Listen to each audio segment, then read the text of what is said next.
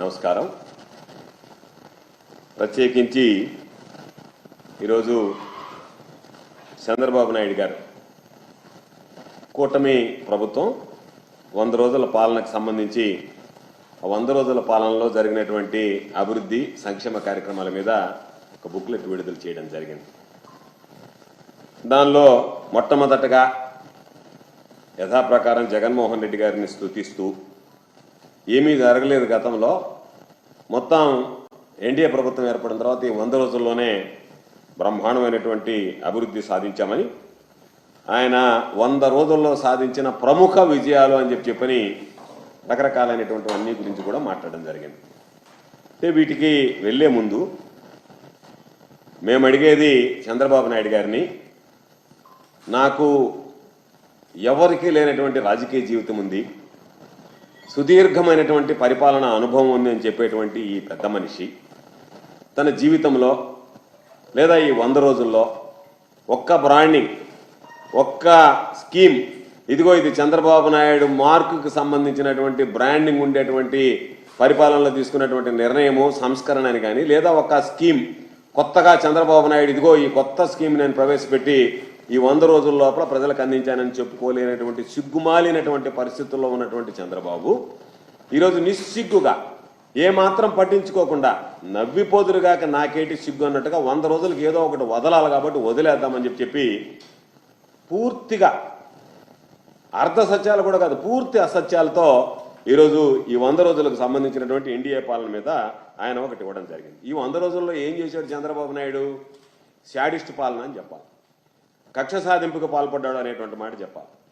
ఎన్నికల రోజు నుంచి ప్రారంభమైనటువంటి ఇసుక దోపిడీ ఏదైతే నేను ఉచిత ఇసుక ఇస్తాను అని చెప్పి పదే పదే చెప్పాడో ఈరోజు పూర్తిగా ప్రియమైపోయింది.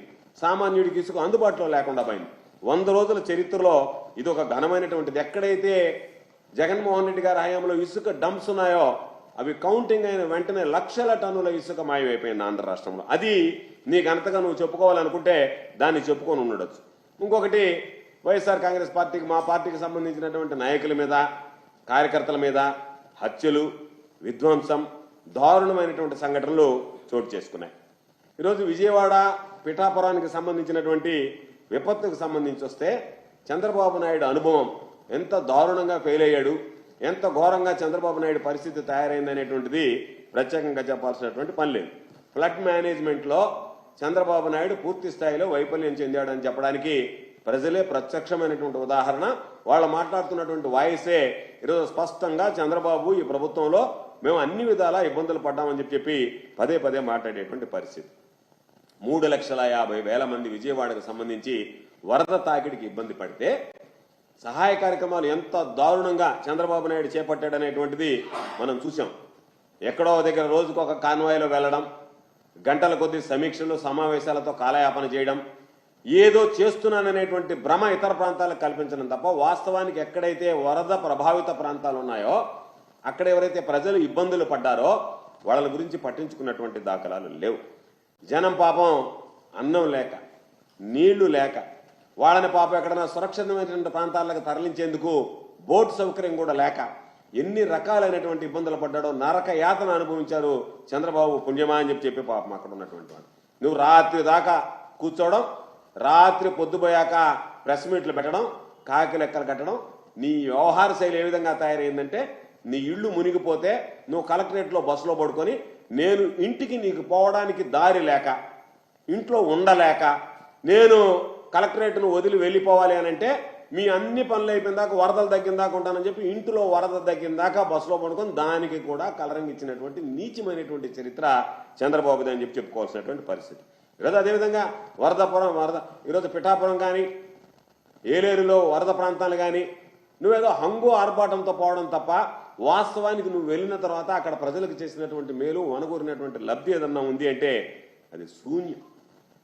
అందుకనే ఎంతసేపటికి డైవర్షన్ పాలిటిక్స్ అంటే నేను చేయలేకపోయా, ప్రజల్లో అర్థమైపోతుంది, నేను వైఫల్యం చెందా కాబట్టి దీన్ని ఏదో ఒక విధంగా వక్రీకరించాలా, దానిని డైవర్షన్ పాలిటిక్స్ చేయాలనేటువంటి ఆలోచనతో ఈరోజు ప్రకాశం బ్యారేజీకి సంబంధించి వైఎస్ఆర్సీపీ వాళ్ళు పడవలు వదిలారు, దాన్ని కూలగొట్టడానికి కుట్ర పన్నారు. ఒక ముఖ్యమంత్రి స్థాయిలో ఉండేటువంటి వ్యక్తివి దాని గురించి ఎంత నీచంగా మాట్లాడుకుంటున్నారు ప్రజలు నీ గురించి అంటే ఎంత పలచనైపోతున్నామంటే వైఎస్ఆర్ కాంగ్రెస్ పార్టీ వాళ్ళు పడవ వదిలి సంఘం ఉన్నటువంటి ప్రకాశం బ్యారేజీని ఢీ కొట్టడానికి ప్రయత్నం చేసినారని చెప్పి నువ్వు మాట్లాడడం ఈరోజు నిజంగా ప్రజలందరూ అనుకుంటున్నారు నాలిక చంద్రబాబు నాయుడితే తాటిమట్టా తెలియనటువంటి పరిస్థితి అని చెప్పినాను.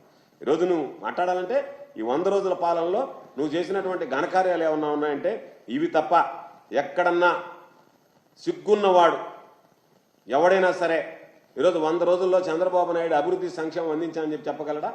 నీకు సిగ్గు లేదు కాబట్టి మీరు ఈరోజు ఆ బుక్లెట్ ప్రచురించి సిగ్గున్నవాడు ఎవ్వడు ఇటువంటి బుక్లెట్ ప్రచురించి ప్రజల్లోకి పంపించడు. నిస్సిగ్గుగా ఏదైతే ఉందో అబద్ధాలకు అలవాటు పడి ఉన్నటువంటి జీవితం కాబట్టి చంద్రబాబుది ఈరోజు నేను 100 రోజుల పర్యటనలో ఇవన్నీ జరిగానని చెప్పి ఇవ్వడానికి పనికొచ్చింది. నువ్వు చెప్పినటువంటి మాటలు ప్రజలకు ఇచ్చినటువంటి హామీలు ఎంత నిస్సిగ్గుగా రాసావంటే ఒరే ముఖాన ఏమన్నా చీకొడతారేమనేటువంటిది కూడా లేకుండా 16,437 టీచర్ పోస్టులు నేను మొట్టమొదటి సంతకం పెట్టాను అన్నావు. సంతకం పెట్టావు. ఆ తర్వాత ఏమైంది? ఇప్పటికీ కనీసం ఎగ్జామినేషన్ షెడ్యూల్ వచ్చిందా? అప్లికేషన్స్ తీసుకుని ప్రాసెసింగ్ జరిగిందా? కాబట్టి సంతకం పెట్టావు. సంతకం పెట్టి దాన్ని అటకెక్కించావు తప్ప ఎక్కడన్నా దాని మీద ఒక స్పష్టత. ఈరోజు పాపం నిరుద్యోగులు ఎన్ని ఆశలు పెట్టావో నీ ఎన్నికల పర్యటనలో హామీలు ఇచ్చి ఈరోజు వాళ్ళ ఆశల మీద నీళ్లు చల్లినటువంటి పరిస్థితి. దాని ఏదో ఘనంగా చెప్పుకున్నావు. ఈరోజు అందరికీ చెప్పావు 25 కేజీలు బియ్యం ఇచ్చానన్నావు, పామాయిల్ ఇచ్చానన్నావు, బంగాళాదుంపలు ఇచ్చానన్నావు, చక్కెర ఇచ్చానన్నావు, కందిపప్పు ఇచ్చానన్నావు, బిస్కెట్ ప్యాకెట్లు ఇచ్చానన్నావు, పాల ప్యాకెట్లు ఇచ్చానన్నావు. జనాలు మాత్రం అక్కడికి పోతే ఎవ్వరికీ అందినటువంటి పరిస్థితి లేదు. ఏదో కొంతమందికి రోడ్డు మీద ఇచ్చుకుంటూ పోయి దాన్ని ప్రచారార్భాటంగా కొంతమంది నీకన్నా ప్రభుత్వం కన్నా స్వచ్ఛంద సేవా సంస్థలైనా కాస్త ముందుకు వెళ్ళి ఇవ్వగలిగాయి. అంతే తప్ప ఎక్కడ కూడా నువ్వు ఈరోజు ఇవ్వకుండా దానికి సంబంధించి అనేక భూ సంస్కరణలు తెచ్చాం వైఎస్ఆర్ కాంగ్రెస్ పార్టీ హయాంలో. వాటిని అమలు కానటువంటి అసలు అమలులోకి రానటువంటి ల్యాండ్ టైటిలింగ్ యాక్ట్ నేను రద్దు చేస్తానని చెప్పి జనాల్ని మోసం చేసి అదొక పెద్ద ఘనతగా ఈరోజు నువ్వు చెప్పుకున్నావు. అదేవిధంగా అమరావతికి సంబంధించి 15,000 కోట్ల రూపాయలు మామూలుగా గ్రాంట్ను ఒకసారి లాస్ట్కి రుణం అని చెప్పి తీసుకొచ్చి ఆ రుణాన్ని కూడా ఘనతగా ఈరోజు నీకున్నటువంటి 100 రోజుల పరిపాలనలో మాట్లాడుతున్నావు. కాబట్టి నువ్వు 12,500 కోట్ల పోలవరానికి సాధించానన్నావు. నీకు చిత్తశుద్ధి ఉంటే ఆ 12,500 కోట్లు వైఎస్ఆర్ కాంగ్రెస్ పార్టీ ప్రభుత్వంలో ఏదైతే ప్రపోజల్స్ అంతా ఫైనలైజ్ అయ్యి తుది దశలో ఉన్నటువంటి వాటిని సంతకం పెట్టించి నేనే 12,500 కోట్లు సంపాదించాను, 12,500 కోట్ల నిధులు రాబట్టానని చెప్పడానికి ఏమాత్రం చంద్రబాబు సిగ్గుపట్టడం లేదు అంటేనే చంద్రబాబు యొక్క ఆలోచన, చంద్రబాబు యొక్క మానసిక స్థితి, చంద్రబాబు యొక్క ప్రవర్తన ఈరోజు స్పష్టంగా కనిపించేటువంటి పరిస్థితి ఏర్పడింది. ఈరోజు పాపం చెప్పాడు, కొడుకు చెప్పాడు, దీంట్లో నారా లోకేష్ చంద్రబాబు నాయుడు గారు ఇప్పటి వరకు ప్రజావేదిక ప్రజా దర్బారు నిర్వహించి 50,000 అర్జీలు స్వీకరించామని.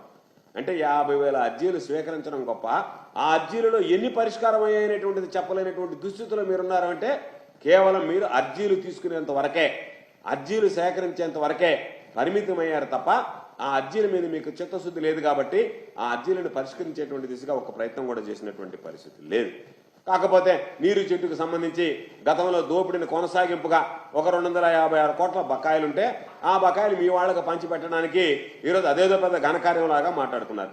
అదేవిధంగా ఆరోగ్యశ్రీ బకాయిల గురించి చెప్పారు. చంద్రబాబు, నువ్వు ఆరోగ్యశ్రీ బకాయిల గురించి నీకు తెలియదా? గతంలో నువ్వు ముఖ్యమంత్రిగా పనిచేసినటువంటి అనుభవం లేదా?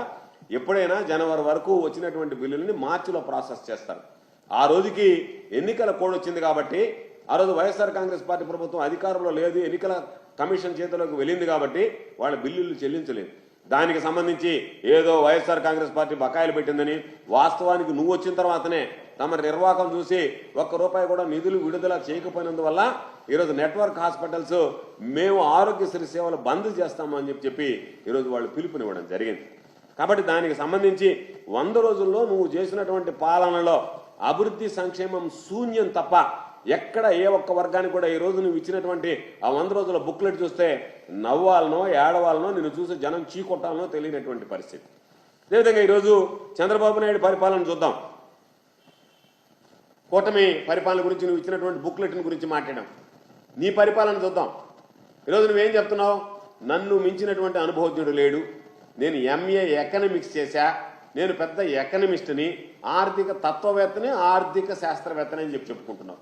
అంత ఆర్థిక తత్వవేత్తమై ఉండి బహుశా ఎవరికి లేనంత తెలివితేటలు కలిగి ఉండి ఈరోజు నువ్వు పూర్తి స్థాయి బడ్జెట్ ఎందుకు ప్రవేశపెట్టలేకపోయావు? ఎందువల్ల బడ్జెట్ ప్రవేశపెట్టడంలో వైఫల్యం చెందావు? ఎందుకు బడ్జెట్ ప్రవేశపెట్టలేదంటే నువ్వు చెప్పినటువంటి అబద్ధాలు, ఏదైతే అప్పులు ఉన్నాయని చెప్పావో ఆ అప్పులు లేవు కాబట్టి, నువ్వు చెప్పినటువంటి సంక్షేమ పథకాలకి అమలుకి వాటికి నిధులు కేటాయించాలి కాబట్టి అది కేటాయించేటువంటి పరిస్థితి, కేటాయించాలన్నటువంటి ఆలోచన, ఆ తపన తాపత్రయం లేదు కాబట్టి, జనాల్ని మోసం చేయాలనుకున్నావు కాబట్టి, సూపర్ 6 పేరుతో నువ్వు ఇచ్చినటువంటి హామీలు అన్ని కూడా ఫార్స్ కింద మార్చేస్తున్నావు కాబట్టి ధైర్యంగా నువ్వు ఈరోజు బడ్జెట్ని ఇవ్వలేకపోయావు. ఒక పాయింట్. రెండో పాయింట్, నువ్వు మాట్లాడినటువంటిది వరదలు వచ్చి దాదాపుగా 18 రోజులు పూర్తయ్యాయి. ఈరోజు ఆంధ్రజ్యోతి పత్రికలో రాశారు, ఎన్టీఆర్ జిల్లాలో వరదలు వచ్చి 18 రోజులు పూర్తయినా ఇంతవరకు నీరు నిలిచి ఉంది, జనం కోలుకోలేదు ఇంకాను వరద నుంచి అని చెప్పి ఈరోజు ఒక ఆర్టికల్ రావడం జరిగింది. నీ అనుభవం, ఇప్పటికీ కూడా మునిగిపోయినటువంటి ప్రాంతంలో ప్రజలు ఇబ్బంది పడుతుంటే దాదాపుగా 20 రోజులు కావస్తుంటే వరదలకు సంబంధించి, విపత్తులకు సంబంధించి ముందస్తు చర్యలు తీసుకోవడంలో నువ్వు విఫలం కావడమే కాకుండా కనీసం అలర్ట్ చేయలేకపోయావంటేనే నువ్వు ఎంత దారుణమైనటువంటి పరిపాలన నీదనేటువంటిది ప్రత్యేకంగా చెప్పాల్సినటువంటి అవసరం లేదు. ఒక్క మాటతో చెప్పాలంటే నీ 100 రోజుల పాలన బొంద పాలన, 100 రోజుల పాలన అని చెప్పుకోవాలి. దానిని మామూలుగా నువ్వేదో చెప్పవు, 100 రోజుల్లో సాధించినటువంటి ప్రముఖ విజయాలు కాదు, శతదిన విధ్వంసం. ఈ 100 రోజుల్లో నువ్వు సృష్టించినటువంటి విధ్వంసం శతదిన విధ్వంసం. ఇంత దారుణమైనటువంటి విధ్వంసం ఎన్నడూ లేదు. శతదిన వినాశకం, అన్ని వ్యవస్థల్ని సర్వనాశనం చేసినటువంటిది ఈ 100 రోజులు నీ పరిపాలన. ప్రజలందరూ అనుకుంటున్నారు బాబు వచ్చాడు రాష్ట్రాన్ని ముంచాడు, బాబు వచ్చాడు రాష్ట్రాన్ని ముంచాడు అని చెప్పి ఈరోజు ప్రజలందరూ మాట్లాడుకుంటున్నటువంటి మాట వాస్తవమైనటువంటి విషయం. ఈరోజు నీ గురించి మాట్లాడాలంటే 4వసారి ముఖ్యమంత్రి స్టార్ట్ అయింది ఈ రాష్ట్రంలో. నారాసుర రక్త చరిత్ర 4వ భాగం అనేటువంటిది. దానిలో ఏమున్నాయి? వైఎస్ఆర్ కాంగ్రెస్ పార్టీ వాళ్ళ ఆస్తుల మీద దాడులు, వ్యక్తుల మీద దాడులు, వాళ్ళ మీద హత్యలు, కక్ష సాధింపు చర్యలు. ఇవి తప్ప ఎంత దారుణంగా ప్రవర్తిస్తున్నామంటే వైఎస్ఆర్ కాంగ్రెస్ పార్టీకి సంబంధించినటువంటి కార్యాలయాన్ని కూల్చివేయడం, శిలాఫలకాలను ధ్వంసం చేయడం, మహానేత వైఎస్ రాజశేఖర రెడ్డి గారి విగ్రహాలను కూల్చివేయడం, ప్రభుత్వ భవనాలను కూడా ఈరోజు జగన్మోహన్ రెడ్డి గారు ప్రారంభించినటువంటి ప్రభుత్వ భవనాలు ఏదన్నా ఉంటే వాటిని కూడా కూల్చేసి ఒక్కడ కూడా విధ్వంసం సృష్టించడం. ఇది తప్ప ఎక్కడన్నా నీ హయాంలో అభివృద్ధి అనేటువంటిది మచ్చుగానే కనిపించిందా అంటే ఎక్కడా కనిపించినటువంటి దాఖలాలు లేదు. మరొకటి, రెడ్ బుక్ రాజ్యాంగం ఎలాగూ ఉంది. రెడ్ బుక్ రాజ్యాంగం మీద అధికారుల మీద వేధింపులు. ఎవరైతే నీకు గతంలో అనుకూలంగా పనిచేయలేదు నీ ప్రభుత్వం లేనప్పుడు, ఎవరైతే ప్రభుత్వానికి సంబంధించి మెరుగైనటువంటి సలహాలు ఇచ్చి పరిపాలనలో భాగస్వాములు అయ్యారో అటువంటి అధికారులను వెతికి వాళ్ళందరి మీద కక్ష సాధింపు చర్యలు, వాళ్ళని వేధింపులు. నీకు గిట్టనటువంటి ఐఏఎస్ ఐపీఎస్లకి ఎప్పుడు లేదు ఆంధ్ర రాష్ట్ర చరిత్రలో, ఎన్నడూ జరగలేదు. ఎవరు ముఖ్యమంత్రి ఉన్నా సరే ఐఏఎస్లు ఐపీఎస్లకి పోస్టింగ్లు ఇచ్చినటువంటి నేపథ్యం ఉంది తప్ప మొట్టమొదటిసారిగా ఐఏఎస్ ఐపీఎస్లకి పోస్టింగ్లు ఇవ్వకుండా వాళ్ళని ఇబ్బంది పెట్టినటువంటి ఒక నీచ చరిత్ర, ఒక దురదృష్టకరమైనటువంటి సాంప్రదాయం, సంస్కృతికి ఈరోజు నువ్వు నాంది పలికినట్టుగా అయింది. అదేవిధంగా ఈరోజు జనాలందరూ అనుకుంటున్నారు వరదలో ఒక పక్క ఉంటే వరదల్ని పట్టించుకోకుండా ఐపీఎస్ అధికారులను ఇబ్బంది పెట్టడానికి ఒక ఫ్యాబ్రికేటెడ్ జత్వాని కేసులో, సినీ నీతి కేసులో నువ్వు చూపించినటువంటి చొరవ చూస్తేనే ప్రజల మీద నీకు లేదు, కానీ పార్టీ మీద, ఎవరైతే గతంలో పనిచేసినటువంటి ఐపీఎస్ అధికారుల మీద నీకు ఏ స్థాయిలో కక్ష సాధింపు ఉందనేటువంటిది మనం ఆలోచన చేయగలం. ఈరోజు విశాల్ గుని కావచ్చు, ఉన్నటువంటి కమిషనర్గా ఉన్నటువంటి తాత కావచ్చు రానా, అదేవిధంగా ఈరోజు ఉన్నటువంటి గతంలో పనిచేసినటువంటి డీజీపీ స్థాయి అధికారి సీతారామాంజనేయులు కావచ్చు, వీళ్ళందరి మీద కక్ష సాధింపులు పెట్టి వాళ్ళందరి ఏదో జరగరాంది జరిగిపోయిందన్నట్టుగా నీ పచ్చ మీడియాలో పతాక శీర్షికలో రాయించి వాళ్ళని ఇబ్బంది పెట్టేటువంటి కార్యక్రమానికి ఈరోజు నువ్వు పూనుకున్నావు. ఉన్నటువంటి గతంలో పనిచేసినటువంటి పార్లమెంట్ సభ్యుడు నందిగాం సురేష్ను తీసుకెళ్లి ఈరోజు ఏదో ఒక విధంగా జైల్లో వేసి, జోగి రమేష్ నిన్ను ప్రశ్నించాడని చెప్పని జోగి రమేష్ కొడుకు, చిన్న పిల్లవాడు, యువకుడు రాజీవ్ని తీసుకెళ్లి ఈరోజు నువ్వు జైలు పాలు చేశావు. ఎన్ని రకాలైనటువంటి అరాచకాలు జరిగే కులం పేరుతో బదిలీలు చేస్తున్నావు. ఒక కులం వాడికేమో ఒక స్థానం, ఒక కులం వాడికేమో అసలు పోస్టింగ్ ఇవ్వాల్సినటువంటి అవసరం లేదు. కుల ప్రాతిపదికన ఉద్యోగస్తుల బదిలీలు, నియామకాలు జరిగాయంటే అది కేవలం నీ 100 రోజుల పరిపాలనలో జరిగాయనేటువంటిది. ఈరోజు మైనింగ్ శాఖ డైరెక్టర్గా పనిచేసినటువంటి వెంకటరెడ్డి మీద అక్రమ కేసులు పెట్టావు. బెవరేజ్ కార్పొరేషన్ పనిచేసినటువంటి వాసుదేవరెడ్డి మీద ఈరోజు వేధింపులు ప్రారంభమయ్యాయి. స్టాంపులు రిజిస్ట్రేషన్ శాఖకు సంబంధించినటువంటి రామకృష్ణకి సంబంధించి ఆ రోజు మార్గదర్శికి ఆయన వాస్తవాలు మాట్లాడాడు మార్గదర్శనం గురించి అని చెప్పి మార్గదర్శనం గురించి మాట్లాడేటువంటినే నెపానికి, నేరానికి మార్గదర్శి సరిగ్గా పనిచేయటం లేదని చెప్పిన దానికి ఈరోజు ఆయన మీద వేధింపులు ప్రారంభించాం. ఈరోజు ఒక్కసారి గమనించి, ఎక్కడైనా ఆంధ్ర రాష్ట్రంలో ఫీల్ గుడ్ ఫ్యాక్టర్ అనేటువంటిది ఉందా? కనిపించిందా ఈ 100 రోజుల్లో? ఎక్కడా కనిపించినటువంటి దాఖలాలు లేవు. అసలు ఆంధ్ర రాష్ట్రాన్నే ఈరోజు హత్యాచార ఆంధ్రప్రదేశ్ అన్నట్టుగా పిలుచుకోవాల్సినటువంటి పరిస్థితి తీసుకొచ్చి, ఆంధ్ర రాష్ట్రం అంటే హత్యాచార ఆంధ్రప్రదేశ్గా మార్చేసి ఎక్కడ పట్టినా సరే హత్యాచారాలు, హత్యలు.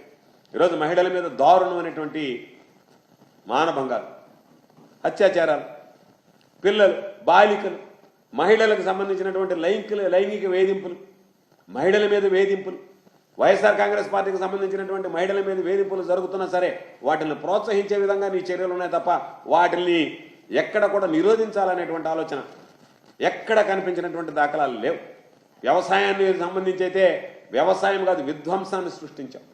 వ్యవసాయం అనేటువంటిది దాదాపుగా కనుమరుగైపోయింది. సాధారణంగానే ఏ రోజు చంద్రబాబు నాయుడు ముఖ్యమంత్రి అయినా సరే రైతులు తీవ్రమైనటువంటి అవస్థలు పడతారు. ఎందుకంటే రైతులంటే చిన్న చూపు, వ్యవసాయం అంటే నిర్లక్ష్యం. ఈ రెండు కలగలిపినటువంటి రూపమే చంద్రబాబు. కాబట్టి వ్యవసాయం విషయంలో ఎవ్వరు కూడా చంద్రబాబు అంటేనే వ్యవసాయానికి సంబంధించి విధ్వంసంగా మాట్లాడుకోవాలి. ఈరోజు నువ్వు చెప్పేవే గుర్తుందా? 20,000 రూపాయల రైతు భరోసా. ఎక్కడన్నా 20,000 రూపాయల రైతు భరోసా ఈరోజు కనీసం దాని గురించి మాట్లాడుతున్నావు నువ్వు? ఎప్పుడు అమలు చేస్తాం, ఏ విధంగా అమలు చేస్తామని చెప్పి లేదు. కాబట్టి రైతు భరోసా పేరుతో రైతులను మోసం చేశావు. 20,000 రూపాయలు ఇస్తానన్నావు, ఆ హామీని గాలికి వదిలేసావు. క్రాప్ ఇన్సూరెన్స్, ఉచిత ఫ్రీ క్రాప్ ఇన్సూరెన్స్ పెడితే స్పష్టంగా నేను క్రాప్ ఇన్సూరెన్స్ ఇవ్వను, ఇచ్చేటువంటి పరిస్థితి లేదు, క్రాప్ ఇన్సూరెన్స్ ఉండదు. కాబట్టి ఖరీఫ్తో అయిపోతుంది, జగన్మోహన్ రెడ్డి గారి పరిపాలన అప్పుడు నిర్ణయం కాబట్టి అది అయిపోతుంది. రబీ నుంచి మేము ఎవరి రైతులు వాళ్ళ వాటా వాళ్ళు కట్టుకోవాల్సిందే తప్ప ఈ రాష్ట్రంలో ఫ్రీ క్రాప్ ఇన్సూరెన్స్ అనేది ఉండదు. ఈ క్రాప్ నమోదు అనేటువంటిది అస్తవ్యస్తంగా తయారైపోయింది. జగన్మోహన్ రెడ్డి గారి సమయంలో ఎంత పారదర్శకంగా ఉన్నదో ఈరోజు అంత అస్తవ్యస్తంగా తయారైపోయింది. మార్కెట్లో రైతులకి ఎరువుల లభ్యత లేదు, విత్తనాలు దొరకటం లేదు. ఆర్బీకేల ద్వారానే ఎరువులు విత్తనాలు అందించేటువంటి వ్యవస్థని నిర్వీర్యం చేశావు. 0 వడ్డీ ఈరోజు దానికి సంబంధించినటువంటి రుణాలు ఏదైతే ఉన్నాయో 0 వడ్డీ రుణాలు లేవు. ఈరోజు రైతులకు సంబంధించి, కౌలు రైతులకు సంబంధించి పాపం నువ్వు నీతో పాటు పవన్ కళ్యాణ్ గారు తిరిగి మీరు చేసినటువంటి ఆ CCRC కార్డులకు సంబంధించినటువంటి జారీ నిలిపివేశారు. కాబట్టి కౌలు రైతులు అష్టకష్టాలు పడేటువంటి పరిస్థితి ఏర్పడింది. ధరల స్థిరీకరణ నిధి లేదు. ఈరోజు ధరలకు సంబంధించినటువంటి దాంట్లో గిట్టుబాటు ధర వచ్చేటువంటి పరిస్థితులు కనిపించడం లేదు. విపత్తుల సహాయ నిధి ఏదైతే గతంలో ప్రవేశపెట్టామో అది కనుమరుగైపోయింది. అసైన్ ల్యాండ్కి సంబంధించినటువంటి రిజిస్ట్రేషన్ అందరికి సంబంధించి పేదల చేతిలో ఉన్నటువంటి 20 సంవత్సరాలుగా వాళ్ళు అనుభవిస్తున్నటువంటి ఆ అసైన్ ల్యాండ్ రిజిస్ట్రేషన్లు ఉంటే వాటన్నింటినీ ఆపేమని చెప్పావు. ఏదైతే వైఎస్ఆర్ ఫామ్ మెకనైజేషన్ ఇచ్చామో యంత్ర సేవ కింద ట్రాక్టర్లు వాటికి సంబంధించి ఆ యంత్ర సేవకు సంబంధించినటువంటిది ఆగిపోయాయి. అగ్రి టెస్టింగ్ ద్వారా ల్యాబులు ఏదైతే ఉన్నాయో ఆ ల్యాబులకు సంబంధించి ఈరోజు అగ్రి టెస్టింగ్ ల్యాబులకి అంతరాయం ఏర్పడ్డాయి. వాటిలో సరైనటువంటి ప్రయోగాలు జరిగేటువంటి పరిస్థితి లేదు. అక్వా యూనివర్సిటీ పనులకి ఈరోజు గ్రహణం పట్టింది. విత్తన సబ్సిడీకి మంగళం పాడావు. వైఎస్ఆర్ పశు బీమా అనేటువంటి దాన్ని ఈరోజు విస్మరించావు. ఫిష్ ఆంధ్ర అవుట్లెట్స్ ఉంటే వాటిని మాయం చేశావు. శనగ రైతులకు సంబంధించి గతంలో ఉన్నటువంటి బోనస్ విధానాన్ని ఈరోజు రద్దు చేశావు. వ్యవసాయ సలహా మండలి గ్రామ స్థాయి నుంచి రాష్ట్ర స్థాయి వరకు అనేక స్థాయిలో ఉన్నటువంటి వ్యవసాయ సలహా మండలి రైతుల దగ్గర నుంచి సూచనలు సలహాలు తీసుకుని మెరుగైనటువంటి వ్యవసాయం, మెరుగైనటువంటి వనరులు కూర్చడానికి తీసుకున్నటువంటి నిర్ణయాన్ని ఈరోజు వాటిని రద్దు చేశావు. సంచార పశు వైద్యశాలలు, మనుషులకు ఏ విధంగా అయితే వైద్య సేవ అందించడానికి మొబైల్ వ్యాన్స్ ఉంటాయో ఆ విధంగా సంచార పశు వైద్యశాలలకు పెడితే పశు సంపదని పెంచడానికి వాటికి సంబంధించి వాటి గ్రహణం పట్టించావు. కాబట్టి వ్యవసాయానికి సంబంధించి పూర్తిగా విస్మరించావు. ఇకపోతే విద్యారంగం చూస్తే తమ పుత్రరత్నమే ఈరోజు పాపం ఆయన విద్యారంగానికి విద్యాశాఖ మంత్రిగా ఉన్నాడు. విద్యారంగం పూర్తిగా ఈ 100 రోజుల్లో తిరోగమనం పట్టిందని చెప్పి ప్రత్యేకంగా చెప్పాల్సినటువంటి పని లేదు. ఇంగ్లీష్ మీడియం ఉంటే పేదవాడు ఇంగ్లీష్ మీడియం చదవడానికి లేదు అని చెప్పి పేదవాడి మీద కక్ష కట్టి ఈరోజు ఇంగ్లీష్ మీడియాన్ని రద్దు చేశారు. CBSE ఉంటే CBSE ఉండడానికి లేదు అని చెప్పి ఆ CBS ఆప్షన్ లేకుండా CBSEని రద్దు చేశారు. టోఫెల్ పీరియడ్ పెడితే చిన్నప్పటి నుంచి పిల్లలకి కాస్త టోఫెల్ మీద అవగాహన పెంచితే రేపేదైనా ఇతర దేశాలకు వెళ్ళడానికి ఉపకరిస్తుంది అనుకుంటే ఆ పీరియడ్ని రద్దు చేశావు. ఐబీకి సంబంధించినటువంటి అడుగడుగున అడ్డంకులు సృష్టించావు. ఆ విధంగా దాన్ని ముందుకు వెళ్ళనీయకుండా తల్లికి వందనం కనపడ్డటువంటి వాడికల్లా బాబూ రా నీకు 15,000 నీకు 15,000, నీకు 15,000, నీకు 15,000, నీకు 15,000, ఇదిగో ఈ పాప వచ్చింది, ఈ పాపకి 15,000. మాట్లాడావా లేదా? ఏమయ్యాయి నీ మాటలు? అందరినీ చూపించి, ఆ పసిబిడ్డలందరిని చూపించి నీకు 15,000, నీకు 15,000, నీకు 15,000, ఇదిగో వచ్చినటువంటి ఈ అమ్మాయికి 15,000 అని చెప్పి మాట్లాడినటువంటి మాటలు, నువ్వు సభల్లో మాట్లాడినటువంటి మాటలు, నీ మంత్రులు ఇళ్ల దగ్గర నిలబడినటువంటి మాట్లాడినటువంటి మాటలు, ఈరోజు వాటికి సంబంధించి ఎక్కడ ఏమి మాట్లాడకుండా, అసలు చెల్లించకుండా, అసలు మేము చెప్పామా అన్నట్టుగా ఈరోజు మీరు వ్యవహరించడం వాస్తవం కాదా? గోరు ముద్ద అయితే ఘోరమైనటువంటి ముద్దగా పాపం ఇళ్ల నుంచి ఈరోజు బిడ్డలు క్యారియర్లు తెచ్చుకొని భోజనం చేయాల్సినటువంటి దుస్థితి మరలా ఆంధ్ర రాష్ట్రంలో ప్రారంభమైంది. స్కూళ్ళు, హాస్టళ్ళు ఎంత దారుణంగా ఉన్నాయంటే, పేపర్ తీస్తే అతిసార కేసులు, మరణాలు, పాపం వాళ్ళకి ఫుడ్ పాయిజన్ అయ్యి సరైనటువంటి భోజనం ఇవ్వలేనటువంటి దుస్థితిలో, కనీసం వాళ్ళకి సౌకర్యం లేకుండా ఈరోజు రకరకాలైనటువంటి ఇబ్బందులు, ఫీజు రియంబర్స్మెంట్ అనేటువంటిది లేకుండా ఈరోజు పాపం తల్లిదండ్రులని మీరు కట్టి రసీదులు తీసుకోండి, ఫీజు రియంబర్స్మెంట్ ఆగిపోయిందని చెప్పి ఈరోజు ఫీజు రియంబర్స్మెంట్ ఆపేసేసాం. వసతి దీవెన అనేటువంటి దాన్ని రద్దు చేసేసాం. కాబట్టి వ్యవసాయం విధ్వంసమైంది, విద్యారంగం తిరోగమనంలోకి వచ్చింది. ఇకపోతే ప్రజారోగ్యానికి సంబంధించి, వైద్యానికి సంబంధించి ఉరి వేసినటువంటి పరిస్థితి. ఎందుకో ప్రజారోగ్యానికి ఉరి అన్నామంటే, మెడికల్ కాలేజీలని ఈరోజు ప్రైవేటీకరణ నిర్ణయం, ఏదో ప్రొసీజరల్ ల్యాబ్స్ ఉన్నాయని చెప్పి ఆ రోజు ముఖ్యమంత్రిగా ఉన్నటువంటి జనార్దన్ రెడ్డి గారి మీద మాట్లాడావు. నువ్వు కూడా జనార్దన్ రెడ్డి గారి గురించి 2-3 సార్లు ఉదాహరించావు. అటువంటిది నిస్సిగ్గుగా ప్రభుత్వం నడపాల్సినటువంటి ప్రైవేట్ కాలేజీలని, 17 కాలేజీలని నేను ప్రైవేట్ పరం చేస్తానని చెప్పి ఈరోజు నువ్వు ఆశకి ఈరోజు పోయి ఈరోజు విద్యార్థుల జీవితాలతో చెలగాటమాడుతున్నారు. వాటికి సంబంధించి సీట్లు రావడం మీకు ఇష్టం లేదు, ఎందుకంటే ఇవి ప్రైవేట్ పరం అయిపోవాలి, ప్రభుత్వ రంగ సంస్థలుగా ఉండకూడదు, ప్రభుత్వ ఆధీనంలో పనిచేయకూడదు. ప్రభుత్వ ఆధీనంలో పనిచేస్తే నీకు దాని మీద ఏమి ఆదాయం ఉండదు. పాపం పేద బిడ్డలు ఉపయోగపడుతుంది తప్ప నీకు ఉపయోగపడదని నీ స్వార్థం కోసం ఈరోజు తీసుకువెళ్ళి వాటిని ప్రైవేటీకరణ చేసేటువంటి, పాపం పేద కుటుంబాలకు సంబంధించిన డాక్టర్ కావాలన్నటువంటి వాళ్ళ కళ ఈరోజు చిదిమి వేసినటువంటి పరిస్థితి. అదేవిధంగా ఆరోగ్యశ్రీని నిర్వీర్యం చేసావు. ఆరోగ్య ఆసరా ఏదైతే గతంలో పాపం వాళ్ళకి ఇచ్చేటువంటి పరిస్థితి ఉన్నదో, పాపం ఆ కుటుంబానికి సంబంధించి కొద్ది రోజులు పని చేసుకోవడానికి ఆ ఆరోగ్యం కుదుటపడేంత వరకు శస్త్రచికిత్సలు చేసిన తర్వాత ఏదైతే ఉందో ఆరోగ్య ఆసరా తీసేసావు. సిహెచ్సిలో స్పెషలిస్టులు తీసేసి ఆ స్పెషలిస్టుల వైద్యమే ఈరోజు నిర్వీర్యం చేసావు. జీరో వేకెన్సీ మామూలుగా ఏదైతే ఉందో ఎక్కడ వైద్య రంగంలో ఒక్క ఖాళీ కూడా ఉండకూడదు, అందరూ పూర్తిగా డాక్టర్ దగ్గర నుంచి సపోర్టింగ్ స్టాఫ్ వరకు ఉండాలని జగన్మోహన్ రెడ్డి గారు తీసుకున్నటువంటి నిర్ణయానికి మంగళం పాడేశావు. ఫ్యామిలీ డాక్టర్ కాన్సెప్ట్ ఏదైతే ఉందో దాన్ని పూర్తిగా బంద్ చేసావు. గ్రామాలకు వెళ్ళి పాపం వాళ్ళకి మేలైనటువంటి ఈరోజు పాపం వస్తువులు కల్పించి మేలైనటువంటి వైద్యం, వాళ్ళకున్నటువంటి సమస్యలు తెలుసుకుని ఈరోజు వాళ్ళతో మిళితమై, వాళ్ళతో మమేకమై ఒక వైద్యుడు వెళ్ళి పాపం వాళ్ళని భరోసా ఇచ్చేటువంటి ఆ ఫ్యామిలీ డాక్టర్ కాన్సెప్ట్ని ఈరోజు బంద్ చేసావు. ఇంటింటికి వైద్య సేవలు నిలిపివేశావు. వైఎస్ఆర్ హెల్త్ క్లినిక్ ఏదైతే ఉందో వాటికి గ్రహణం పట్టేటువంటి విధంగా ప్రవర్తిస్తున్నావు. ఆరోగ్య రంగంలో నిలిచినటువంటి ఆ రోజు నాడు నేడు కింద ఏదైతే పనులు చేపట్టారో వాటి యొక్క రూపురేఖలు మార్చాలనేటువంటి ఆలోచనతో వాటి గురించి పట్టించుకున్నటువంటి పరిస్థితి లేదు. ఎక్కడ చూసినా సరే విష జ్వరాలు, వ్యాధులు. ఈరోజు ఎమ్మెల్యేలు కొంతమంది గతంలో పనిచేసినటువంటి వ్యక్తులు కనపడితే దాదాపుగా 10 మంది చికెన్ గునియా ఉంది, డెంగ్యూ ఉంది, అందువల్ల రాలేకపోయామని చెప్పి మాట్లాడుకుంటున్నారంటేనే ఇక పేదవాడి పరిస్థితి రాష్ట్రంలో ఎంత అధ్వానంగా, ఎంత దారుణంగా ఉందో మనం అర్థం చేసుకోగలం. 108, 104 సేవలు ఏదైతే కుయ్యి అంట తిరిగాయో చంద్రబాబు పుణ్యమా అని అవి కుయ్యో మర్రో అన్నట్టుగా ఈరోజు తయారైపోయా మామూలుగా 104, 108 వైద్య సేవలు. అదేవిధంగా ఇంటింటికి సంబంధించి ఈరోజు ఎంత అద్భుతమైనటువంటి పరిపాలన ఉన్నదో ఆంధ్ర రాష్ట్రంలో. ఈ దేశంలో మిగతా రాష్ట్రాలకు ఆంధ్ర రాష్ట్రం ఆదర్శంగా ఉన్నటువంటి పరిస్థితి. అటువంటి గ్రామ స్వరాజ్యానికి ఈరోజు తూట్లు పొడిచారు.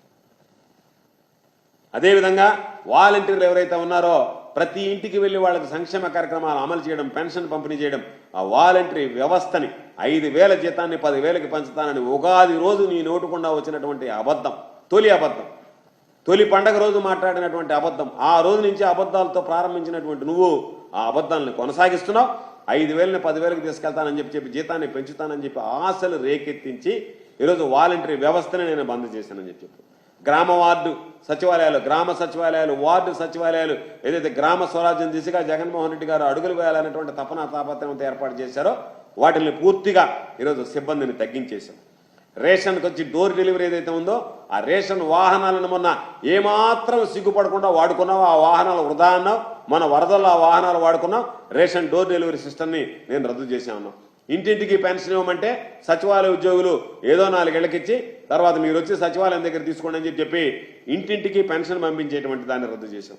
గ్రామ స్థాయిలోనే సర్టిఫికేట్లు ఏదైతే ఉందో అన్ని ఇచ్చారు. జగనన్న సురక్ష పేరుతో ఒకటేసారి ఒక క్యాంపు లాగా పెట్టే సర్టిఫికేట్లు ఇచ్చాం. వార్డు సచివాలయాల్లో ఆ సేవలను ఈరోజు రద్దు చేశాం.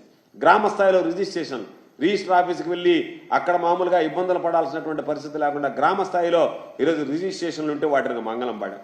జన్మభూమి కమిటీలు మరలా మొదలు పెడతాం. వాటి ద్వారా మరలా అరాచకం ప్రారంభిస్తానని చెప్పి ఈరోజు సంకేతం. కాబట్టి నీ పరిపాలన ఏ విధంగా ఉందంటే బాబు వచ్చాడు అందరినీ ముంచాడనేటువంటి విధంగా ఉంది. విజయవాడ వరదలు సిగ్గుపడాల్సినటువంటి విషయం. అలర్ట్ లేకుండా 24 గంటల ముందు ఉన్నా సరే దాని మీద ఎటువంటి చర్యలు తీసుకోకుండా ఈరోజు పాపం జనాలు అందరినీ వరదల్లో ముంచి ఎత్తినటువంటి ఘనత చంద్రబాబుది. ఆ ఘోరం పాపం చంద్రబాబుకి తప్పనిసరిగా ఈరోజు చంద్రబాబు నాయుడు పూర్తి బాధ్యత వహించాల్సినటువంటి పరిస్థితి. కృష్ణానదిలో వరదకు సంబంధించినటువంటి నియంత్రణలో నువ్వు వైఫల్యం చెందినటువంటి మాట వాస్తవం కాదా? ఏలూరు వరద నియంత్రణలో కానీ దానికి సంబంధించినటువంటి చర్యలు చేపట్టడంలో కానీ పూర్తి స్థాయిలో ఈరోజు నువ్వు విఫలం కాలేదా? గోదావరి వరద ఆ జిల్లాలో వైఫల్యం ఈరోజు నీది కాదా? ఎక్స్టెన్షన్ మామూలుకు సంబంధించి ఈ ఎసెన్షియా ప్రమాదంపై నిర్లక్ష్యం ఏదైతే ఉందో ఆ నిర్లక్ష్యానికి ఆ తర్వాత తీసుకున్నటువంటి వాటి చర్యలను చూస్తే ఒక్కసారి నీకు ఎంత ప్రజల పట్ల శ్రద్ధ ఉందో అర్థం కావటం లేదా? ఈరోజు పేదల ఇళ్లు సంబంధించి రాష్ట్ర వ్యాప్తంగా ఇళ్ల నిర్మాణాలు నిలిచిపోయాయి. ఇసుక లేదు. ఓ పక్క అమరావతిలో ఉన్నటువంటి పేదలకు ఇచ్చినటువంటి ఇళ్ల పట్టాల రద్దు చేసి మరొకసారి నేను పేద వ్యతిరేకిని అని చెప్పి నువ్వు రుజువు చేసుకున్నావు. ఇళ్ల స్థలాలకు సంబంధించి మంజూరు ఏదైతే జరుగుతుందో ప్రతి గ్రామంలో ఇళ్ల స్థలం లేనటువంటి వాడు ఉండకూడదనేటువంటి జగన్మోహన్ రెడ్డి గారి నిర్ణయానికి ఈరోజు దారుణంగా గ్రహణం పట్టింది. నువ్వు మామూలుగా చెప్పాలి అంటే ఈ ఏడాది నువ్వు చేసినటువంటి సూపర్ మోసం, అమ్మకు వందనం, ప్రతి ఒక్కరికి ఏదైతే 15,000 ఇస్తానో అది నో, ఒక బిడ్డ ఉంటేనే అమ్మకు వందనం అని చెప్పి జీవో ఇచ్చావు. ఆ జీవోకు సంబంధించినంత వరకు దాన్ని రద్దు చేసినటువంటి దాఖలాలు లేవు. అది ఎప్పుడు ఇస్తావో కూడా తెలియదు. ఎప్పుడో కూర్చొని మాట్లాడుకొని చేస్తామని చెప్పన్నావు. మిగిలినటువంటి సూపర్ 6 ఏదైతే చెప్పావో బాబు షూరిటీ భవిష్యత్ guarantee super 6 phase 1 super 6 phase 2 అతి గతి లేకుండా పోయాయి. ఉచిత సిలిండర్లు ఎప్పుడు ఇస్తావో హామీ ఇచ్చావు తప్ప అది అమలయ్యే పరిస్థితి లేదు.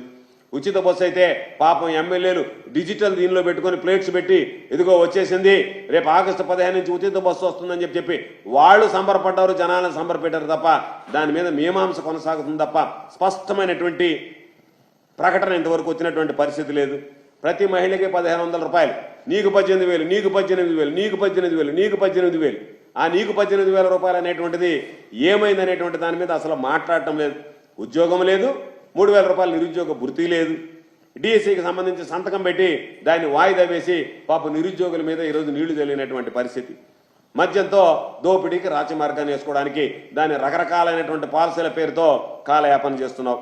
కాబట్టి తమరి హయాంలో ఇచ్చేది ఎప్పుడు అలవాట్లేదు. ఉన్నది పేకడమే చంద్రబాబు బుద్ధి, ఉన్నది పీకేయడమే నీకు ఉన్నటువంటి ఆలోచన. ఇప్పటి వరకు నువ్వు ఎన్ని రకాలైనటువంటి పథకాలు పీకేశావు అనేటువంటిది ఒక్కసారి చూస్తే అమ్మఒడిని పీకేశావు, విద్యాదీవని పీకేశావు, వసతి దీవెని పీకేశావు, రైతు భరోసాగా మంగళం పాడావు, ఉచిత పంటల బీమాని రద్దు చేశావు, వాహన మిత్ర లేకుండా చేశావు, మత్స్యకార భరోసా లేదు, నేతన్న నేస్తం లేదు, రైతులకు సంబంధించినటువంటి 0 వడ్డీ రద్దు చేశావు, మహిళలకు సంబంధించినటువంటి 0 వడ్డీ కార్యక్రమాన్ని ఈరోజు అమలు చేయడం లేదు, ఇమాం మౌజులకు సంబంధించినటువంటి గౌరవ వేతనానికి సంబంధించినటువంటి బకాయిలు చెల్లించేటువంటి పరిస్థితులు లేదు. విడిగా నీకు సంబంధించినటువంటి నాయకులు ఎవరు చెప్తే వాళ్ళని పెట్టుకొని ఉపాధి హామీకి సంబంధించినటువంటి ఫీల్డ్ అసిస్టెంట్ని తొలగించావు. మద్యం దుకాణాల్లో ఉన్నటువంటి పాపం చిరుద్యోగులుంటే వాళ్ళందరినీ తొలగించేటువంటి కార్యక్రమం చేశావు. గ్రూప్ 1కి సంబంధించి కానీ గ్రూప్ 2కి సంబంధించి కానీ ఎక్కడ నోటిఫికేషన్ లేవు.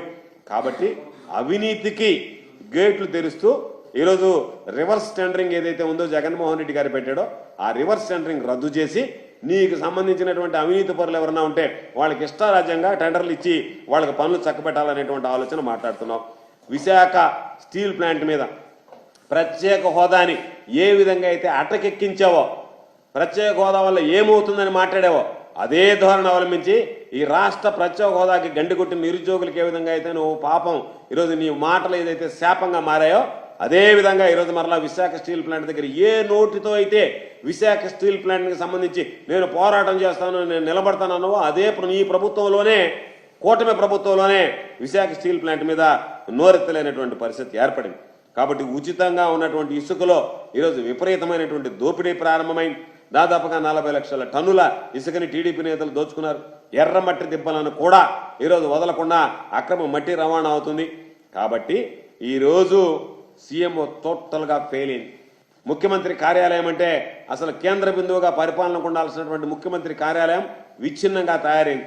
నువ్వు ఇచ్చినటువంటి ఐఏఎస్లు ఐపీఎస్లు ఎవరైతే ఉన్నారో దారుణంగా నీకు సంబంధించినటువంటి కార్యకర్తలకు వంతపడడానికి తప్ప ప్రజలకు సంబంధించి మేలైనటువంటి పరిపాలన అందించాలన్నటువంటి ఆలోచన లేదు.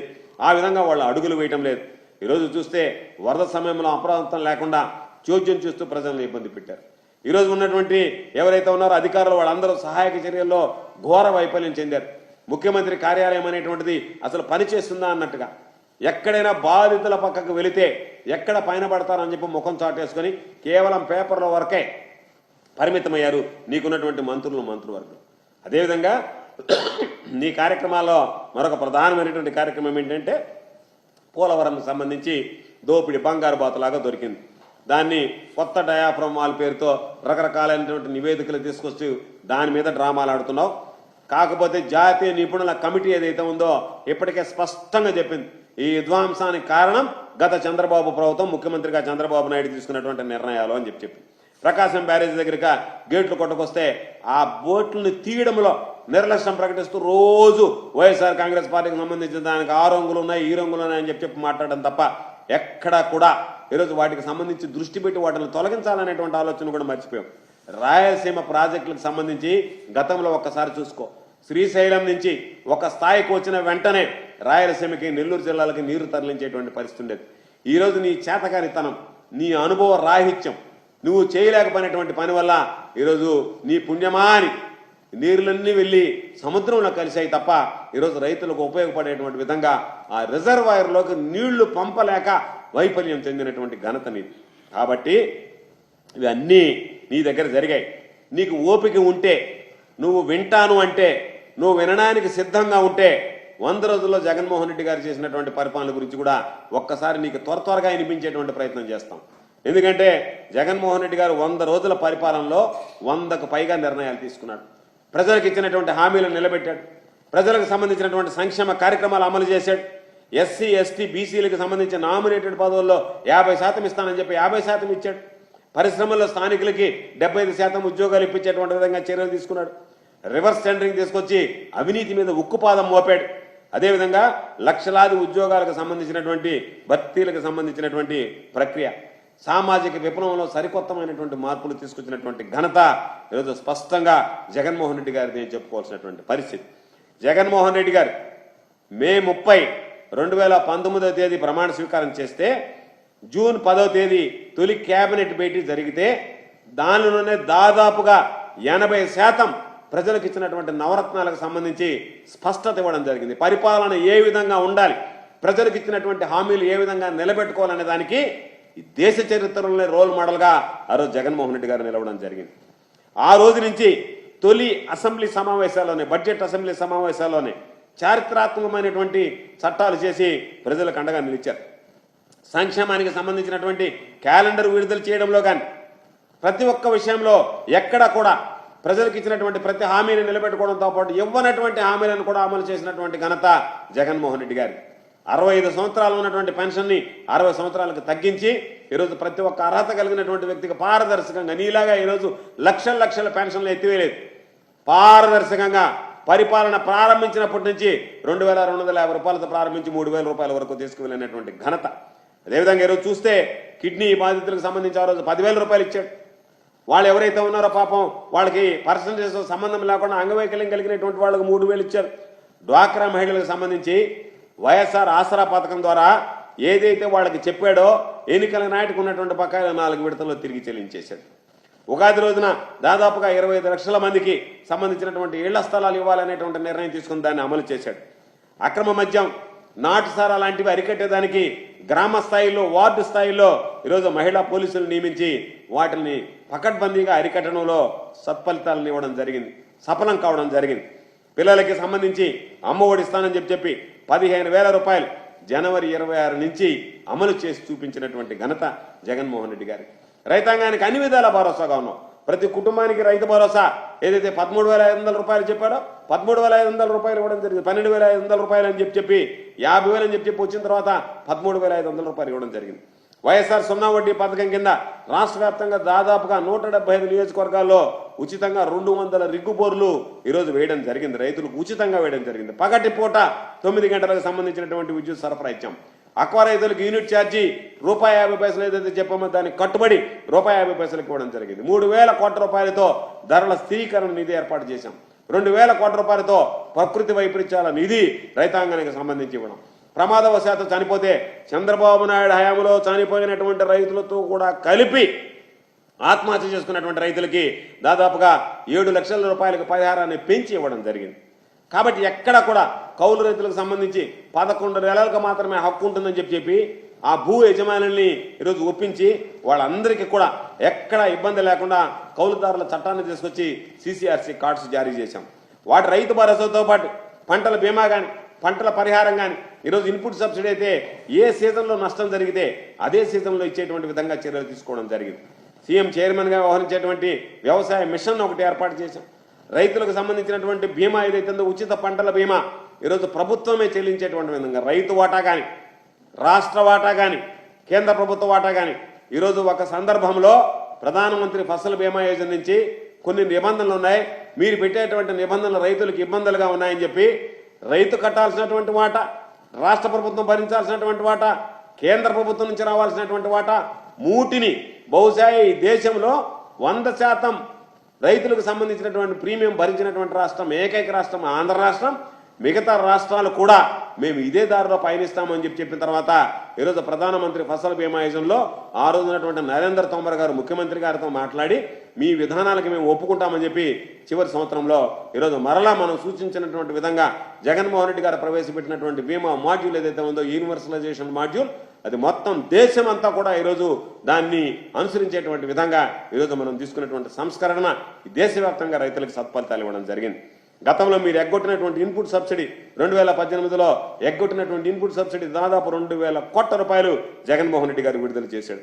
శనగ రైతులను ఆదుకునేందుకు క్వింటాలకు 1,500 రూపాయలు చొప్పున 300 కోట్ల రూపాయలు బోనస్ ఇవ్వడం జరిగింది.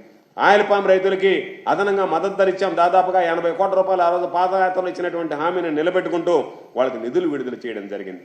నాఫెడ్ ఏర్పాటు చేసినటువంటి 5 కొనుగోలు కేంద్రాల్లో కొబ్బరికి కనీస మద్దతు తెలిపేటువంటి విధంగా ఈరోజు చర్యలు తీసుకుని కొబ్బరి రైతులను ఆదుకోవడం జరిగింది. తొలి ఏడాదే సహకార రంగానికి సంబంధించి వాళ్ళకి సంబంధించినటువంటి మామూలుగా తీసుకున్నటువంటి నిర్ణయాలు ఈరోజు అన్ని సహకార బ్యాంకులు కూడా లాభాల బాటలో పనిచేటువంటి విధంగా చర్యలు తీసుకున్నాం. విత్తన బకాయిలకు సంబంధించి చంద్రబాబు ఎగ్గొట్టిపోతే 384 కోట్ల రూపాయలు ఇచ్చి ఆ తర్వాత రైతాంగానికి ఎక్కడ విత్తనాలకు ఇబ్బంది లేకుండా సరఫరా చేయడం జరిగింది. వరదలకు సంబంధించి కానీ ఎక్కడన్నా పోతే అదనంగా 15% అంతకుముందు ఇస్తున్నటువంటి పరిహారానికి అదనంగా 15% ఇన్పుట్ సబ్సిడీ పెంచి ఇవ్వడం జరిగింది. పులివెందలు ఈరోజు అరటి పరిశోధన కేంద్రాన్ని అక్కడ అవసరం, అరటి తోటలు ఎక్కువగా ఉన్నాయి, రైతులు కోరుకుంటున్నారని చెప్పి ఈరోజు వాళ్ళకి సంబంధించినటువంటి అరటి పరిశోధన కేంద్రాన్ని తీసుకొచ్చాం. కొబ్బరి తోటల సాగుకు సంబంధించి ఉపాధి హామీతో అనుసంధానం చేయడంతో పాటు సెంట్రల్ రీసెర్చ్ స్టేషన్ ద్వారా ఈరోజు తూర్పుగోదావరి జిల్లాలో ఉన్నటువంటి సామర్లకోటలో ఒక పరిశోధన కేంద్రం రీసెర్చ్ స్టేషన్ కూడా అక్కడ ఏర్పాటు చేయడం జరిగింది. ఈరోజు జీతాలకు సంబంధించి చూస్తే ఎవరైతే పాపం అణగారినటువంటి చిన్న స్థాయి చిరుద్యోగులు ఉన్నారో వాళ్ళ మీద దృష్టి పెట్టి పారిశుద్ధ్య కార్మికులకు సంబంధించి 18,000 రూపాయలకి జీతం పెంచాం. ఆశా వర్కర్లకు సంబంధించి 10,000 రూపాయల వాళ్ళ జీతం పెంచాం. అంగన్వాడీ వర్కర్లకు సంబంధించి 10,500 నుంచి 11,500 రూపాయలకి జీతం పెంచాం. ఆయాల జీతం 6,000 నుంచి అంగన్వాడీ ఆయాలకి 7,000 రూపాయలకి జీతం పెంచాం. డ్వాక్రా యానిమేటర్లు కానీ రిసోర్స్ పర్సన్లకు సంబంధించినటువంటి గౌరవ వేతనం 10,000 రూపాయల వరకు నిర్ణయించి వాళ్ళకి అందించడం జరిగింది. గిరిజన తండాలో పనిచేసేటువంటి కమ్యూనిటీ హెల్త్ వర్కర్లు ఎవరైతే ఉన్నారో వాళ్ళ 400 నుంచి 4,000 రూపాయలకి జీతం పెంచాం. గిరిజన తండాలో పనిచేసేటువంటి వర్కర్లకైతే 400 నుంచి 4,000 రూపాయల వరకు వాళ్ళకి జీతాన్ని పెంచడం జరిగింది. కమ్యూనిటీ హెల్త్ వర్కర్లకు సంబంధించి హోంగార్డుకి సంబంధించినటువంటి వేతనాలు పెంచాం. అదేవిధంగా ఉద్యోగాలకు సంబంధించి ఉపాధికి సంబంధించి 1,27,000 ఉద్యోగాలు ఒకే విడతలో ఈరోజు గ్రామ వార్డు సచివాలయాలకు సంబంధించి వాళ్ళ కోసం 1,27,000 ఉద్యోగాలు చరిత్రలో ఎన్నడూ లేనటువంటి విధంగా చంద్రబాబు మొత్తం ఇప్పటి వరకు చేసినటువంటి 14 సంవత్సరాలు ఈ 100 రోజుల్లో కూడా కనీసం ఊహకు కూడా అందనటువంటి విధంగా 1,27,000 ఉద్యోగాలు ఇవ్వడం జరిగింది. గ్రామాల్లో ప్రతి 50 ఏళ్లకి, పట్టణాల్లో ప్రతి 100 ఏళ్లకి వాలంటీర్ని నియమించి అన్ని రకాలైనటువంటి సేవలు అందించాం. కార్పొరేషన్కి తొలి బడ్జెట్లోనే కాపు కార్పొరేషన్కి సంబంధించి 2,000 కోట్ల రూపాయలు నిధులు ఇచ్చి 5 ఏళ్లలో 10,000 కోట్ల రూపాయలు కాపు కార్పొరేషన్ ద్వారా నిధులు అందించడం జరిగింది. మద్యం దుకాణాలకు సంబంధించి ప్రభుత్వ పరంగా తీసుకుని పాపం నిరుద్యోగులుంటే 16,000 మందికి ఉద్యోగాలు కల్పించాం. జగనన్న విద్యా దీవెన పథకం కింద ప్రతి వాడికి అయ్యేటువంటి 100% నీలాగా ఇదో ఇంత ఇస్తాము మిగతాది మీరు భరించుకోండి అని చెప్పి పాపం వాళ్ళు విద్య కుంటుపడేటువంటి విధంగా కాకుండా ఫీజు రియంబర్స్మెంట్ 100% ఇచ్చాం. దానితో పాటు ఈరోజు భోజన ఖర్చులకు సంబంధించి వసతి దీవెన కింద పాకెట్ మనీ అని 20,000 రూపాయలు జగన్మోహన్ రెడ్డి గారు పాప మా కుటుంబాలకి వసతికి పేదవాడికి సంబంధించినటువంటి అయ్యేటువంటి ఖర్చుని ఈరోజు జగన్మోహన్ రెడ్డి గారు వసతి భోజన ఖర్చుల కోసం 20,000 రూపాయలు ఇవ్వడం జరిగింది. ప్రతిదీ కూడా స్కూళ్ల రూపురేఖలు మారిపోయేటువంటి విధంగా నాడు నేడు కింద అనేక రకాలైనటువంటి చర్యలు చేపట్టాం. నాడు నేడు కింద అనేక రకాలైనటువంటి కార్యక్రమాలని ఈరోజు పిల్లలకు సంబంధించినటువంటి టాయిలెట్ల దగ్గర నుంచి పిల్లలకు సంబంధించినటువంటి ఎన్నడూ ఊహించినటువంటి విధంగా స్కూళ్ల రూపురేఖలు మారిపోయాయి. అదేవిధంగా ఈరోజు తెలుగు సబ్జెక్టుతో పాటు ఖచ్చితంగా ఇంగ్లీష్ మీడియం ఉండాలనేటువంటి ఆలోచన చేశాం. వాళ్ళకి సంబంధించినటువంటి దాంట్లో పాపం చిన్నప్పటి నుంచే పిల్లలు ఉండాలనేటువంటి ఆలోచన చేశాం. అదేవిధంగా ప్రజాస్వామ్యం ఆదా చేయాలి, బాధ్యతగా వ్యవహరించాలనేటువంటి దాంట్లో రివర్స్ టెండరింగ్ సిస్టమ్ని తీసుకొచ్చాం. ఈరోజు గత ప్రభుత్వం హయాంలో అధికారులు ఉన్నటువంటి వాళ్ళకి కాంట్రాక్టర్లు ATM మిషన్లుగా పనిచేశారు. ఆ విధంగా కాకుండా పారదర్శకంగా ఈరోజు రివర్స్ టెండరింగ్ విధానాన్ని తీసుకురావడం జరిగింది. అదేవిధంగా ఆరోగ్యశ్రీకి సంబంధించి 5 లక్షల లోపు అన్ని వర్గాల వారికి దాన్ని పథకం వర్తించాలనేటువంటి ఆలోచనతో వచ్చినా ఆ తర్వాత ఎన్ని లక్షలు ఖర్చైనా సరే పక్కన బెంగళూరు, చెన్నై, మిగతా రాష్ట్రాల్లో చేయించుకున్నా సరే చెప్పినటువంటి మాట ప్రకారం అదేవిధంగా 108, 104 కొత్త వాహనాలు కొనుగోలు చేసి ప్రజలకు అందించడంలో కానీ కార్పొరేట్ ఆసుపత్రులకు ధీటుగా ఈరోజు ప్రభుత్వ రంగ హాస్పిటల్కి సంబంధించినటువంటి వైద్య రంగం మీద ప్రత్యేకమైనటువంటి దృష్టి పెట్టి చేయడం కానీ శ్రీకాకుళం జిల్లాలో ఉన్నటువంటి ఉద్దానం చుట్టుపక్కల గ్రామాల్లో ఉన్నటువంటి కిడ్నీ బాధితుల కోసం ఇబ్బంది లేకుండా ఈరోజు సూపర్ స్పెషాలిటీ ఆసుపత్రి ఏర్పాటు చేయడం కానీ వైఎస్ఆర్ కంటి వెలుగు కింద ఉచితంగా కంటి పరీక్షలు నిర్వహించడం కానీ 7 ITDAలో సూపర్ స్పెషాలిటీ ఆసుపత్రుల ఏర్పాటుకు నిర్ణయం కానీ విశాఖపట్నం, తిరుపతి, గుంటూరు, కర్నూలు, కడప జిల్లాల్లో క్యాన్సర్ ఆసుపత్రులు ఏర్పాటు చేయాలని చేయడం, శ్రీకాకుళం, ప్రకాశం జిల్లాలో కిడ్నీ ఆసుపత్రులు కానీ పాడేరు, విజయనగరం అదేవిధంగా పల్నాడు జిల్లాలకు సంబంధించినటువంటి మెడికల్ కళాశాలల ఏర్పాటు కానీ అనేక రకాలైనటువంటివి తీసుకొచ్చాం. పారదర్శకమైనటువంటి పాలన అందించాం. అదేవిధంగా ఉద్యోగులకు సంబంధించి 27% IR జగన్మోహన్ రెడ్డి గారు ఇవ్వడం జరిగింది. ఆర్టీసీ విలీనానికి ఈరోజు కేబినెట్ ఆమోదం తీసుకుని 58 నుంచి 60 ఏళ్లకు వయసు పెంచి ఎక్కడా కూడా ఈరోజు వాళ్ళు ఇబ్బందులు పడకుండా వాళ్ళని ప్రభుత్వంలో భాగస్వామ్యం చేయడం జరిగింది. స్పందన అర్జీలు వస్తే వాటిని ఏదో మొక్కుబడిగా కాకుండా ప్రతి మంగళవారం కూడా స్పందన అర్జీలకు సంబంధించి ముఖ్యమంత్రి గారే స్వయంగా సమీక్షించేటువంటి ఒక వ్యవస్థని తీసుకురావడం జరిగింది. అగ్రిగోల్డ్ బాధితులకు సంబంధించి 1,150 కోట్ల రూపాయలు చెల్లించడం జరిగింది. అదేవిధంగా స్టీల్ ప్లాంట్కి కడపలో శంకుస్థాపన, ఈరోజు దాని గురించి పట్టించుకోకుండా దాన్ని రద్దు చేయాలనేటువంటి ఆలోచన. పారిశ్రామిక పెట్టుబడుల కోసం ఈరోజు 4 కొత్త ఎయిర్పోర్ట్లు తీసుకురావడం కానీ 4 పోర్టులు తీసుకురావడం కానీ ఎక్కడా కూడా మనం వేసినటువంటి అడుగులు ఈరోజు సత్ఫలితాలు ఇస్తే పాపం చంద్రబాబు నాయుడు ఈరోజు జగన్మోహన్ రెడ్డి గారు తీసుకున్నటువంటి నిర్ణయాల వల్ల ఈజ్ ఆఫ్ డూయింగ్ బిజినెస్లో నెంబర్ 1 ఆంధ్ర రాష్ట్రం నిలిస్తే నా ఘనత అని సంకలు గుద్దుకుంటున్నాడు. పెట్టుబడులు వస్తే నా ఘనత అని చెప్పి చంకలు గుద్దుకునేటువంటి పరిస్థితి ఏర్పడింది. గ్రామాల్లో 11,158 సచివాలయాలు, 3,768 పట్టణాల్లో సంబంధించినటువంటి వార్డు సచివాలయాలు, ఇవన్నీ చెప్పుకుంటూ పోతే ఎన్ని రకాలైనటువంటి కార్యక్రమాలు మన హయాంలో అమలు అయ్యేదానికి దాదాపుగా వాటికి సంబంధించి కూడా చంద్రబాబు నాయుడు ఇచ్చాడు. కాబట్టి పూర్తి స్థాయిలో ఏ విధంగా రైతులను ఆదుకున్నాం, ఏ విధంగా అన్ని వర్గాల ప్రజలకు అండగా నిలిచామనేటువంటి దాని మీద స్పష్టత ఉంది. ప్రతి ఒక్క దాని మీద కూడా ఈరోజు అన్ని రకాలైనటువంటి చర్యలు తీసుకొని ఎక్కడ ప్రజలకు ఇబ్బంది లేకుండా అన్ని విధాల అండగా నిలిచినటువంటి పరిస్థితి అని చెప్పి మీ అందరికీ తెలియజేస్తున్నాను. చివరిగా 2 విషయాలు మాత్రం చెప్పాల్సినటువంటి పరిస్థితి. జగన్మోహన్ రెడ్డి గారి మీద చంద్రబాబు నాయుడు చేసినటువంటి వ్యాఖ్యలు, మెడికల్ కాలేజీలకు సంబంధించి చంద్రబాబు అనేటువంటి మాట ఆ జీవోలు జగన్ గారి చెవుకు చుట్టండి అని అన్నారు. జగన్మోహన్ రెడ్డి గారి చెవుకు కాదు చుట్టాల్సింది. నీ సెక్యూరిటీ కన్నా అనుమతిస్తే ప్రజలని సూపర్ 6 మీద నువ్వేదైతే వాగ్దానాలు చేశావో అవి నీకు అంటించి గాడిద మీద ఊరేగించడానికి ఆంధ్ర రాష్ట్ర ప్రజలు సిద్ధంగా ఉన్నారనేటువంటి విషయాన్ని గుర్తుంచుకో. జగన్మోహన్ రెడ్డి గారి చెవులకు కాదు నువ్వు చుట్టాల్సింది. నిన్ను జనాలు సూపర్ 6 హామీల్లో భద్రతా వలయం నుంచి బయటకు వచ్చి మీరు ఏది అడిగినా సరే మీకు స్వేచ్ఛ స్వతంత్రం ఉందంటే ఏం అడగరు. ఆ సూపర్ 6 స్టిక్కర్లు అంటించి గాడిదల మీద ఊరేగించడానికి ప్రజలు సిద్ధంగా ఉన్నారు. కాబట్టి మేము చెప్పేది ఈరోజు నువ్వు అమరావతి గురించి మాట్లాడావు. అమరావతి గురించి మాట్లాడితే ఏం చెప్పావు? నోటికి తాళం వేయాలంట. ఏమనుకుంటున్నావు? ఒక ముఖ్యమంత్రిగా పనిచేసినటువంటి వ్యక్తి ఎందుకు నువ్వు ఫ్రస్ట్రేషన్లోకి వెళ్తున్నావు? ఎందుకు సంయమనం కోల్పోతున్నావు? ఇదిగో ఆధారాలు. వరద నీటితో మునిగినటువంటి అమరావతి ఇది వాస్తవమా కాదా? కొన్ని పచ్చ మీడియా మొదటి రోజు చెప్పింది అమరావతి ఏమీ లేదు, సేఫ్గా ఉందేనని. అమరావతి మునిగినటువంటి ఫోటోలు సోషల్ మీడియాలో వచ్చిన తర్వాత ఇంకా దాని గురించి మాట్లాడలేదు. అదేమంటే ఏమంటాడు? ఏం అమరావతి ఏమి తిరుపతి మునగదా, విశాఖపట్నం మునగదా, హైదరాబాద్ మునగదా అని మాట్లాడుతున్నావు తప్ప నీ నోటికుండా అమరావతి సేఫు, అమరావతికి వరదలు రావు, అమరావతిలో నీరు నిలవదని చెప్పి మాట్లాడి రాసి రాయించుకున్నటువంటి పత్రికల్లోనే ఈరోజు అమరావతి పరిస్థితి ఇంత దారుణంగా ఉంది అంటే దీనికి సమాధానం చెప్పాల్సినటువంటి అవసరం లేదా? ఎవరి నోటికి తాళం వేయాలి? ఎవరి నోటికుండా ఇష్టరాజ్యంగా మాట్లాడుతున్నారు. చంద్రబాబు నాయుడు నోటికి తాళం వేయాలన్నా? రోజుకొక మాట మాట్లాడేటువంటి చంద్రబాబు నాయుడు చెప్తాడు కదా, నోటికి కాదు చంద్రబాబు తాళం వేయాల్సింది. నీకు గనక నువ్వు చెప్తావు నేను తుఫాన్లు ఆపేస్తాను, ఏది వరదలను ఆపేస్తాను, ఏది ఉధృతంరాని నా దగ్గర టెక్నాలజీ ఉందని, నీకు చేత అయితే ఆకాశానికి తాళం వేయి, లేదా కృష్ణాకు సంబంధించినటువంటి ఆ కృష్ణా నదికి తాళం వేయి. అంతే తప్ప వరదలు రాకుండా నువ్వు ఈరోజు మాట్లాడేటువంటి మాటలు ఏ విధంగా ఉన్నాయంటే జగన్మోహన్ రెడ్డి గారు అమరావతికి సంబంధించి వాస్తవమైనటువంటి విషయం. ఎందుకు నీకు అమరావతి పేరు చెప్తే అంత కోపం వస్తుంది? పాపం ఏంది నీకు అమరావతికి సంబంధించి మిగతా అన్నీ మునిగిపోయాయి, అన్నీ మునిగిపోవాలని కోరుకున్నట్టుగా మాట్లాడుతున్నావు? ఎందుకు నీలో ఫ్రస్ట్రేషన్ వస్తుంది అంటే జనాలకు వాస్తవం తెలిసిపోతుంది. అమరావతిలో నువ్వు చెప్పినటువంటివన్నీ కట్టుకథలు, కబుర్లు, అబద్ధాలు, వాస్తవం కాదనేటువంటి విషయం బయటికి వెళ్ళిపోతుంది. కాబట్టి దాన్ని తట్టుకునేటువంటి శక్తి లేక, ఆ సంయమనం పాటించలేక ఇష్టం వచ్చినట్టుగా మాట్లాడుతున్నావు. కాబట్టి సిగ్గు శరము ఏమీ లేకుండా ఈ 100 రోజులకు సంబంధించి నువ్వు ఇచ్చినటువంటిది ఏదైతే ఉందో ప్రజలు ఖచ్చితంగా నీకు రాబోయేటువంటి రోజుల్లో గుణపాఠం చెప్తారు. నువ్వు ఈ 100 రోజుల పరిపాలనలో నువ్వు ఇచ్చినటువంటి కాగితాన్ని మేము ఏ విధంగా భావిస్తున్నామంటే సూపర్ 6కి మంగళపాఠంలో తొలిమెట్టుగా ఈరోజు ఏదైతే వాటి ప్రస్తావన లేకుండా, వాటి గురించి మాట్లాడకుండా, వాటి ఊసే లేకుండా ఈరోజు నువ్వు ఇచ్చినటువంటి దాన్ని భావిస్తున్నావు. తప్పనిసరిగా దీనికి భారీ మూల్యం చెల్లిస్తారు.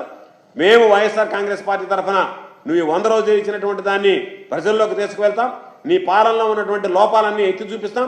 ఖచ్చితంగా ప్రజలకు సంబంధించి నువ్వు ఇచ్చినటువంటి హామీలు అమలయ్యేంత వరకు కూడా వైఎస్ఆర్ కాంగ్రెస్ పార్టీ పక్షాన మా పోరాటం కొనసాగుతుందని చెప్పి ఈ సందర్భంగా స్పష్టంగా తెలియజేస్తున్నాం.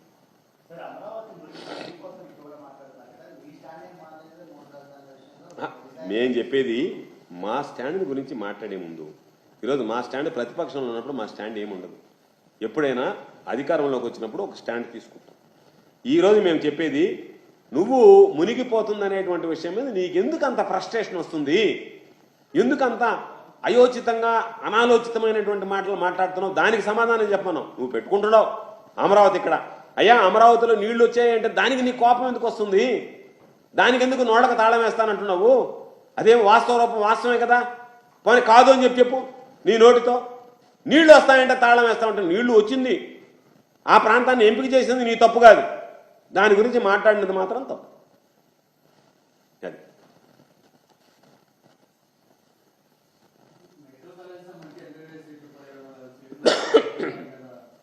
ఖచ్చితంగా ఇది యువతకి సంబంధించి తీరనటువంటి ద్రోహం. ప్రత్యేక హోదాలో ఒకసారి నష్టపోయారు యువకులు. ఈరోజు మరలా చంద్రబాబు నాయుడు పుణ్యమానని ఈరోజు వాటిని జాప్యం చేయడం, ప్రైవేటీకరణ చేసినందువల్ల పాపం పేద విద్యార్థులు వైద్య విద్యకు దూరమైనటువంటి ప్రమాదం ఉంది. దాని మీద విద్యార్థి లోకం కూడా కన్ను తెరవాలా, ఎందుకంటే మేధావులు కూడా మాట్లాడాలా.